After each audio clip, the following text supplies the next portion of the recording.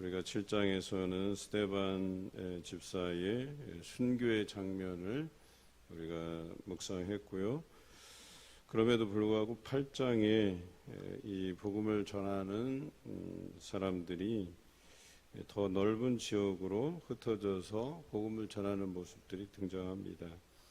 보통은 순교당하는 일이 교회의 공동체에 큰 해악이 되고 의기소침해하고 또 복음을 전하다가 목숨을 잃을 수도 있겠구나 하는 생각 때문에 위축되기 쉬운데, 특히나 8장 1절에서 3절까지 사울이 그 믿는 자들을 잔멸하기 위해서 집에 각각 들어가서 남녀를 끌어내고 옥에 가두는 일들이 벌어지고 있습니다.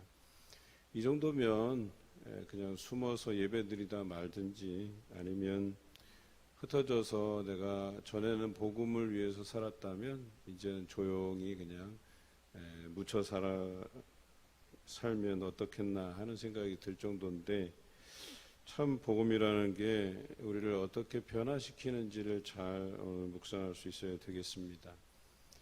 복음을 듣고 그 복음으로 인해서 성령 충만함을 받게 되면, 또 그 복음으로 인해서 세례를 받고 성령을 선물로 받게 되고, 그러면 이 복음이 다른 곳으로 전해지지 않고서는 내 안에서 이것을 그 열정들을 끊어낼 수 있는 그 냉정함이 없다는 거예요.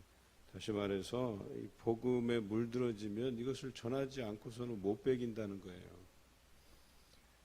그래서 우리가 70일 전도 대행진을 통해서 새가족들을 초청하는 일에 최선을 다해 왔지만, 또 그렇지 못한 사람들도 많이 있거든요. 그 이유가 뭐냐? 일상생활이 바빠서 그러냐? 바쁘다는 건 다 핑계일 뿐이죠. 중요한 것은 우리 안에 성령 충만함이 있냐, 복음으로 내가 물들어져 있냐, 이것이 큰 차이점이라는 거죠. 그런데 이 스데반 집사가 죽고 나서도 그 7 집사의 한 사람이었던 빌립이 흩어져서 복음을 전하기 시작합니다. 그러니까 그들을 입을 막는다고 해서 복음이 전해지지 않는 것이 아니고, 또 그들을 옥에 가둔다거나 또 협박해서 또 그들로 하여금 복음을 위축시킬 수 있는 것도 아니다는 겁니다. 오늘 흩어진 사람들이 두루다니며 복음의 말씀을 전할세라고 4절을 기록하고 있죠. 빌립뿐만 아니라 많은 사람이 흩어져서 복음을 전했다는 얘기입니다. 특히나 예수님께서 승천하시기 전에 성령이 너에게 임하시면 너희가 권능을 받고 예루살렘과 유대와 사마리아와 땅끝까지 이르러 내 증인이 된다 하셨어요. 그런데 사단은 복음을 위축시키기 위해서 수작을 부리지만, 더 놀라운 것은 그것으로 인해서 복음이 위축되지 않는다는 사실이에요.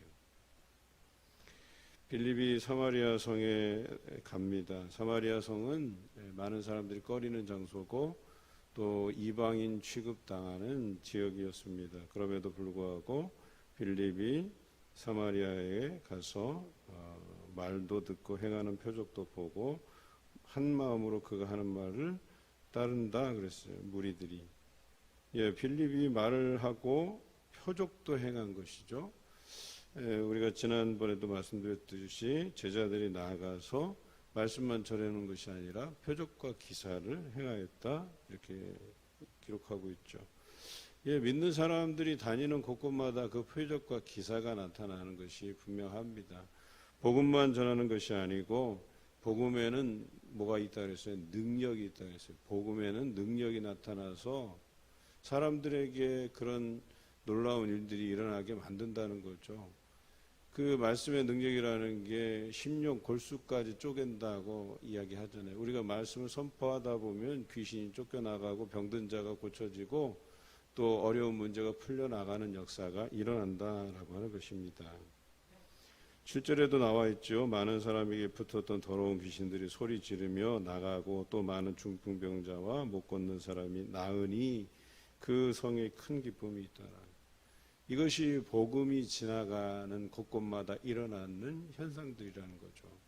그러니까 복음이 병든 자도 고치고 또 귀신 들린 자도 쫓겨나가게 하고 또 그곳에 많은 사단의 역사가 사라지는 그런 놀라운 일들을 일으킨다는 거예요. 그래서 그곳에 기쁨이 넘치게 만든다는 것이죠. 분명히 사단은 위축시키려고 했어요. 복음이 전해지지 않게. 그것이 사단의 계략이었어요. 사울을 통해서. 그런데 놀라운 것은 복음이 오히려 더 확장되고 또 사단이 떠나가는 역사가 여기서 벌어지고 있다는 거예요. 사단은 사람에게 들러붙어 갖고 그를 영적으로, 정신적으로, 육체적으로 피폐하게 만들지만 복음이 전해지니까 뭐예요? 사단이 떠나가는 역사가 일어났다라고 성경은 기록하고 있어요. 그것으로 인해서 사람들이 온 성이 기뻐하였다 이렇게 기록되어 있어요. 복음에 이와 같은 능력이 있다라고 하는 것이겠죠.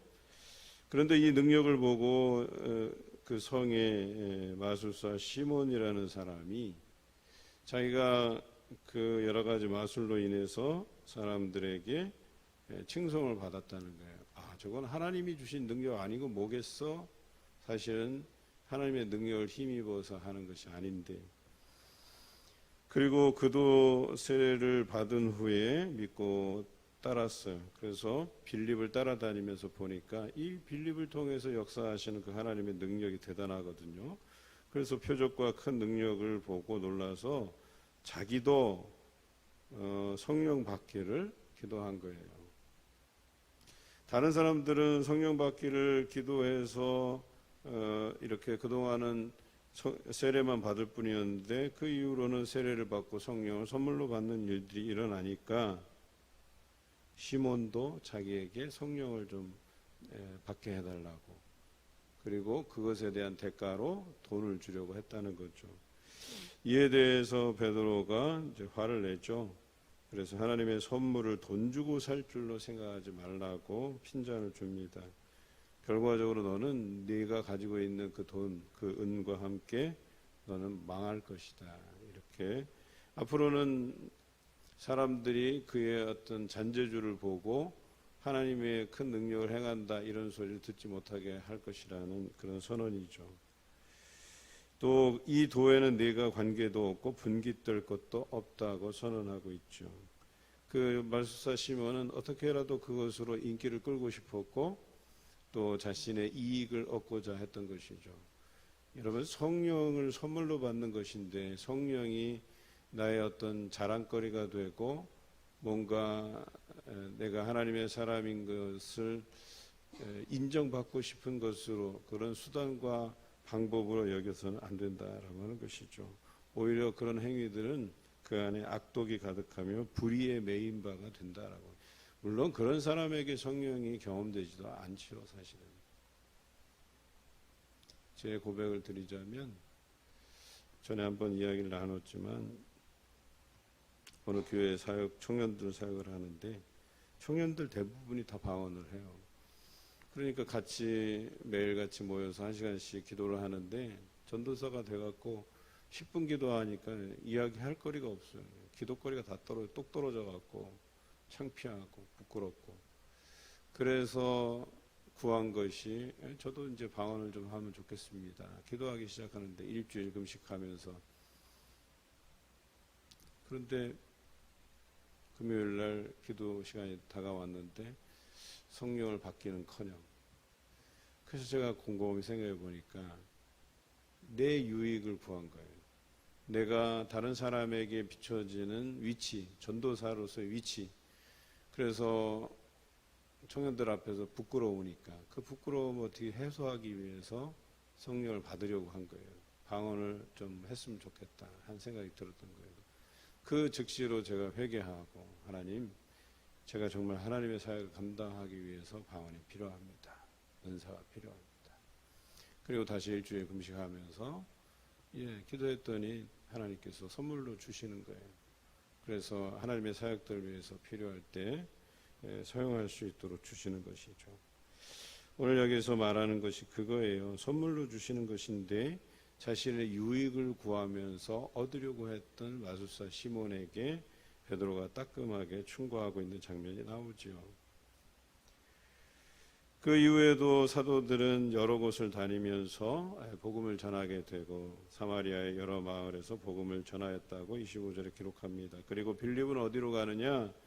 가사로 내려가라는 성령의 지시를 받고 예루살렘에서 가사로 내려가게 되지요.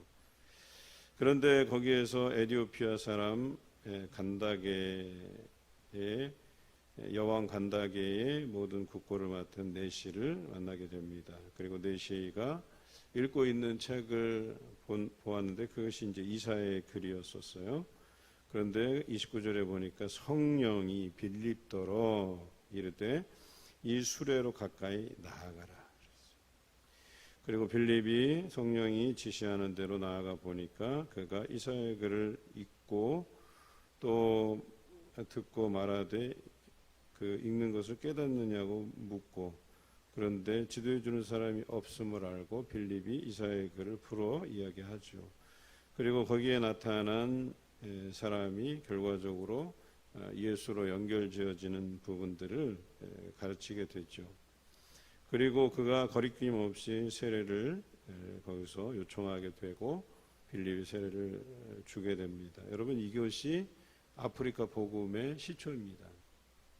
그러니까 복음이 이 가사라는 지역이 블레셋 지역이라고 할 수 있겠죠. 블레셋 지역은 유다에서 예루살렘에서 유다로 유다에서 사마리아로 사마리아에서 이 땅끝이라고 하면 아래로는 아프리카 지역이죠. 그래서 내려오는데 허브 지역이에요. 아프리카로 연결되는 허브 지역. 그래서 그쪽으로 와서 이 에티오피아 여왕 간다게의 국고를 맡은 네시에게 복음이 전해지고 이 네시가 결과적으로 아프리카의 복음의 씨앗이 되었다라고 하는 것이죠.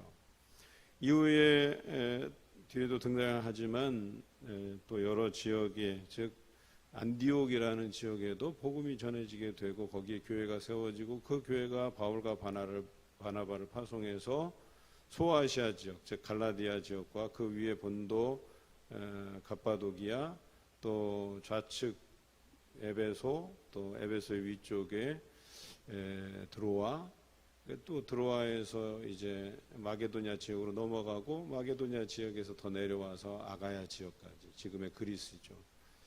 그리스와 아테네 지역까지 그리고 거기를 넘어서 로마까지 복음이 전해지게 된다라고 하는 것입니다. 오늘 이 말씀을 통해서 우리가 기억해야 될 것은 복음은 위축되지 않는다는 거예요. 어떤 일로 인해서 교회가 실망할 수 있고 때로는 낙망하고 절망하고 주저앉고 그러나 그것으로 인해서 우리가 의기소침할 필요가 없어요. 사단은 부단히 교회를 공격합니다. 교회 안에 분란이 일어나게 되고 불만이 일어나게 되고 또 불평이 일어나게 하지만 여러분 중요한 것은 믿음으로 기도하시기 바라요. 복음의 열정이라고 하는 것은 그 모든 것을 잠재우게 돼 있어요. 사단이 역사하지만 오늘 성경에 나와 있는 것처럼 복음으로 그 말씀을 전하고 또 표적과 기사를 또 예수 그리스도의 이름으로 선포해서 나타나면 그 안에 사단이 쫓겨나가는 역사가 일어나는 거예요. 병자가 일어나고 귀신이 쫓겨가고 그 땅이 기쁨으로 충만하게 만들어지는 역사가 일어나는 거예요. 그런데 우리가 이 복음의 열정들을 가지고 믿음의 기도를 통해서 복음이 전해지지 않잖아요. 그럼 계속 의기소침하고 사단의 계략이 더 먹혀 들어가는 거예요. 그래서 불만의 소리들은 더 많아져 가고 불평의 소리들은 더 많아져 가고 그것으로 인해서 우리는 안 돼. 뭘 해도 안 돼. 이렇게 사람들이 불평불만하고 봉사하기보다는 자신의 일들에 바쁜데 뭐가 되겠어? 아니요. 복음은 그것을 변화시켜요. 그 안에 기쁨이 넘치게 해요. 즐겁게 해요. 그리고 뭔가 으쌰으쌰하면 될 것 같은 그런 믿음이 우리 안에 새록새록 생겨나요. 그래서 복음 들고 나가게 되는 거예요. 저도 어제 짬내서 우리 새가족으로 등록하신 분에게 가서 좀 얘기도 좀 나누고 또 앞으로 이제 가게 운영에 대한 이야기도 좀 듣고 이런 얘기를 하다 보니까 참 마음의 즐거움이 있어요. 가다 보니까 또 우리 교회 권사님들도 여러 만나게 되고 여러분, 뭔가 우리 안에 이 복음의 능력이 나타나야 되겠습니다. 그저 뭐 이거저거 핑계 삼아서 생활할 것이 아니죠. 사람들이 이제 왜 원망과 불평이 생기는 줄 알아요? 핑계거리가 있어야 되기 때문에. 내가 사실은 열정적으로 뭔가를 해보고 싶었는데 내가 그렇게 안 하는 이유가 뭐가 부족하고 또 뭐가 안 돼서 그렇고. 여러분, 그렇게 뭔가 자기가 교회 안에서 열심내지 못하는 그 이유에 대해서 솔직히 말하면 자기 안에 믿음도 없고 복음의 열정도 없고 분주한 일상 안에서 그냥 찌들어 살고 하다 보니까 자신이 믿음 있게 살아가지 못하는 것을 핑계 삼기 위해서 여러 가지 불평과 불만들을 찾아내는 거거든요. 귀 기울일 필요도 없어요, 사실은. 우리는 복음의 열정이 우리를 덮는다고 한다면 그런 것들이 다 말끔히 해소되거든요. 오늘도 이 복음의 능력을 힘입어서 여러분 주변에서 또 여러분 삶의 자리에서 마음껏 복음을 선포하고 그 열정들을 불사르고 여러분이 있는 자리가 기쁨으로 넘치는 놀라운 일이 일어나시길 주님의 이름으로 기원합니다.